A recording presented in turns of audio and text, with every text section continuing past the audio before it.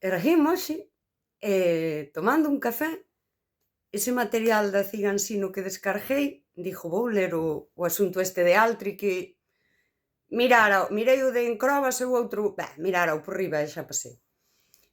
E póñome a lelo e chego, ao exercicio de filosofía e nomeaban a Marcuse.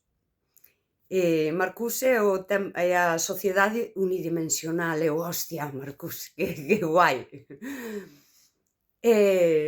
Lino así, preguntábanlle, non, segundo as teorías deste home e tal, moi ben acaído para falar da industrialización. Esa idea da, sociedade unidimensional, a única dimensión, non, que o poder che deu, explicación cutre, sempre, para que se entenda ben, que o poder o sistema che deu e daquela, pois, a poboación acolle iso, é isto que temos que facer e é o que está ben. E empecei a pensar e digo: "Non é extraño que elixan", ou a mellor a persoa que o fixo non pensou tanto, como a min, que elixan a Marcuse, porque eu, que critiquei o outro material, non, o do, LGTBI e tal, Marcuse, falaba da liberación do eros, a liberación do pracer, orientacións, sexualidade libre, e tamén o eros a nivel artístico, estético, non, da apreciación, pero dixo eu: "Ostra, é que foilles mallao, Pero, resulta que Marcuse deixou, eu creo que calquera filósofo ou filósofa, a súa advertencia é que o poder, o sistema, pode absorber incluso a propia crítica que facemos del. O material que eu critiquei, aquel, e critiquei os protocolos, non? E sinalei como a escola clasifica, a rapazada polo seu comportamento. Se este é o axeitado ou non según, esta idea de sexos asignados e expresións de xénero que corresponden ou non a eses sexos. E aquí ven esta cousa así que pasa sempre, non? Collo a Marcuse e collo o tema de Altri e vaime mallao. Por outro lado,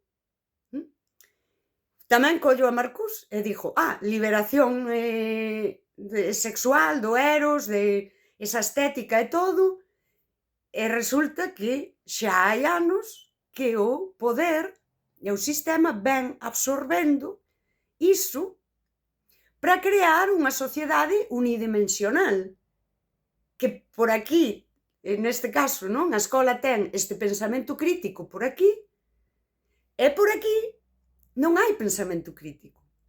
Non só non se está fomentando o pensamento crítico, cousa que eu creo que a escola, pero este é outro tema, non é un sitio onde de por sí haxa pensamento crítico.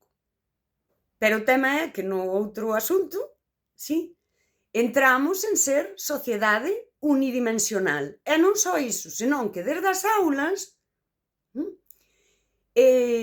colaboramos co sistema e co poder para clasificar a infancia dentro daqueles comportamentos e daqueles estereotipos que entendemos que son os correctos.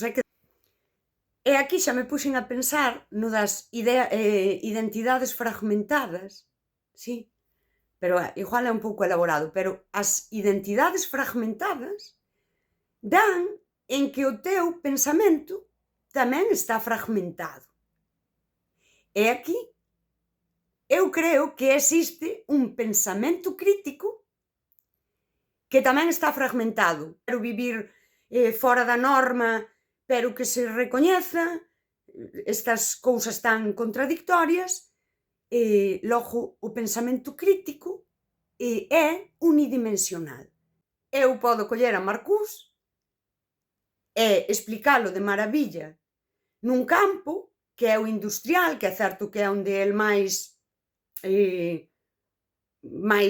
crítico foi, e onde máis se expandiu, pero a outra idea de Marcuse do Eros, eu collina, deina por boa, non usei o pensamento crítico e resulta que o sistema absorbiuna e eu estou colaborando co poder para que poidamos clasificar a infancia e colocalos aí no mercado,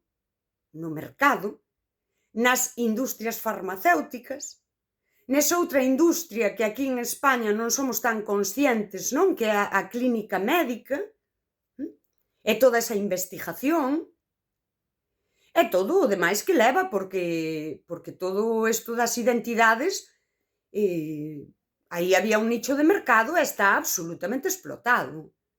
Ivan Illich, el dixo que a escola como institución é un dispositivo de adestramento da sociedade. Daquela, se eu son mestra ou profesora, debería saber que estou nunha institución que está pensada para adestrar a sociedade.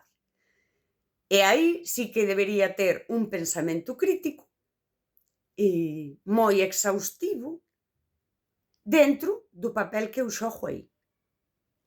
A min paréceme que é moi difícil fomentar o pensamento crítico desde as escolas, porque a escola reproduce a estrutura de poder. Dentro dos organigramas, as mesmas dispositivos de autoridade, as mesmas normas de obediencia da sociedade, a forma de sanción. Que é normal? Si, é normal. Pero é moi difícil fomentar o pensamento crítico ao tempo que ti fas parte de reproducir nunha microsociedade todas esas formas de poder. A ver, que eu non digo que sexa fácil, pero paga a pena pensar.